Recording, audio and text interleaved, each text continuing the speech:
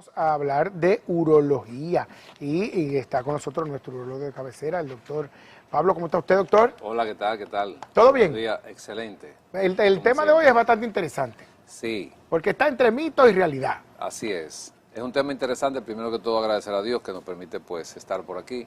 Y el tema de hoy trata de la vasectomía. Hay muchos mitos de la vasectomía, que es primero definir que la vasectomía es un procedimiento por el cual hacemos una pequeña cirugía para pues evitar la fertilidad en el hombre después que hay una fertilidad satisfecha. Esto es importante porque cuando se realiza una vasectomía se supone que ya el hombre tiene su fertilidad satisfecha. Eso quiere decir que ya tiene los hijos que necesita o no quiere tener hijos. Claro. Tenemos muchos pacientes jóvenes hoy en día que es sorprendente, pero bueno, no quieren tener hijos por una convicción que uno respeta. Y entonces, Me incluyo en ese grupo. bueno, pero es importante siempre hacer énfasis en el paciente de que cuando se hace la vasectomía es un procedimiento irreversible, aunque se puede revertir. Pero cuando el paciente tiene el concepto de que quiere revertirlo, Es mejor no hacerlo. No, particularmente yo no la hago porque no hay una decisión todavía. Entonces hay muchos mitos en relación a la vasectomía que es bueno pues aclarar y con relación, por ejemplo, a lo que es la esfera sexual masculina. En este caso, pues hablamos, por ejemplo, de la capacidad de la erección. La vasectomía no afecta en ningún sentido la capacidad eréctil del hombre, eso se mantiene intacto. Lo mismo ocurre con el deseo sexual. La vasectomía no afecta la parte de lo que es la testosterona, que es la hormona que tiene que ver con el deseo sexual. No interfiere en nada en este sentido. Y también muchos se preocupan por el volumen del semen. O sea, los espermatozoides no ocupan un porcentaje importante en el volumen del semen, o sea que tampoco esta parte se va a afectar. Entonces... Y solo se corta el conducto de los espermatozoides. Exactamente. Lo único que no va a existir en el semen son espermatozoides para evitar el embarazo.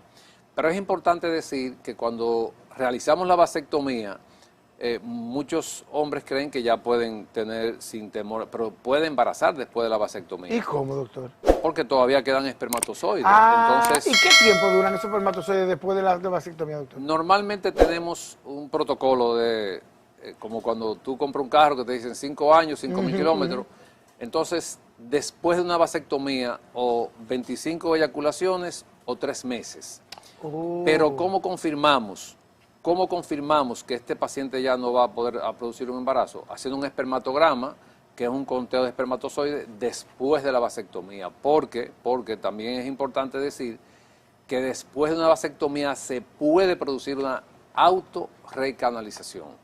Claro, como que si se cicatrizara y se uniera de nuevo. Y se une de nuevo. Esto puede ocurrir, no es frecuente, pero puede ocurrir, por eso siempre le damos seguimiento al paciente y posterior a ese tiempo o a la cantidad de eyaculaciones, hacemos un espermatograma y confirmamos que el paciente está en azospermia. Azospermia quiere decir que no hay presencia de espermatozoides. Es importante que usted dé ese dato porque muchas veces se asume o se atribuye a infidelidad el hecho de que la pareja haya salido embarazada aun cuando se hizo una vasectomía. O sea, estamos hablando de que hay dos probabilidades por la que pueda embarazar esta persona que se haya hecho la vasectomía, o sea, aún después de la vasectomía. Claro, no, y ha pasado.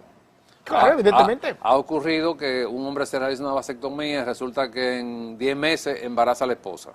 Entonces, yo tengo una vasectomía. Entonces, cuando investigamos ese paciente, resulta que se recanalizó, o del lado izquierdo o del lado derecho, no importa. Porque es de los dos lados que se corta. Sí, es de los dos lados. O sea, digamos que hacia el pene tenemos dos canales, hacia cada testículo. Exactamente. En ambos testículos se producen espermatozoides. Okay. Del testículo va un conducto que lleva esos espermatozoides en el momento de la eyaculación y se junta con el semen a nivel prostático. Okay. Entonces, esos conductos que salen del testículo son los que se ligan para que los espermatozoides no sigan mezclándose con el semen, entonces se produzca el embarazo. Okay. O sea, es bilateral, no es de un solo lado, se hace de ambos lados, exactamente. Pero es una sola incisión, ¿no? No, se hacen 2 incisiones. Okay. O sea, nosotros generalmente hacemos lo que se llama vasectomía sin bisturí. Sin bisturí quiere decir que se hace con una pinza especial que no hay que hacer una incisión con un bisturí, sino que es algo muy, muy mínimo. Pero ¿entra por dónde? ¿Por el pene o por la piel? No, los por la lados? piel del escroto. Se accede, Ok. el conducto se palpa en la superficie, se liga, se le dan 2 puntos y a las 72 horas ya el paciente generalmente no se ve ningún tipo de incisión ni nada de eso. Y dolor, infección después de la vasectomía, después del proceso. Todos los procedimientos, todos, sin excepción, tienen riesgo de infección, de sangrado, pero en la vasectomía es muy poco frecuente, porque generalmente se toman todas las medidas, es un procedimiento muy mínimamente invasivo, pero puede ocurrir molestia después del procedimiento. Normalmente se dan analgésicos después del procedimiento, antibióticos. El reposo es importante. Y reposo implica no tener sexo. Sí, pero ya en 7, 10 días el paciente puede empezar su vida sexual de manera normal. Y ese reposo implica no masturbación. Exactamente, sí. En las primeras 72 horas siempre el reposo es importante porque después de un procedimiento te puede lastimar. Entonces, si no hay un reposo en el ejercicio, actividad física, puede lastimarte, entonces se puede producir un sangrado, se puede producir un proceso infeccioso. Pero es muy poco frecuente que esto ocurra. Bueno, perfecto. La verdad es que es siempre interesante tenerlo aquí con nosotros. Vamos a ver los contactos del doctor para toda la persona que quiera contactarlo. La verdad es que esto ha sido súper interesante, el tener el conocimiento de realmente cuán benigno o inocuo, digamos, es el procedimiento de la vasectomía y tantos beneficios que deja.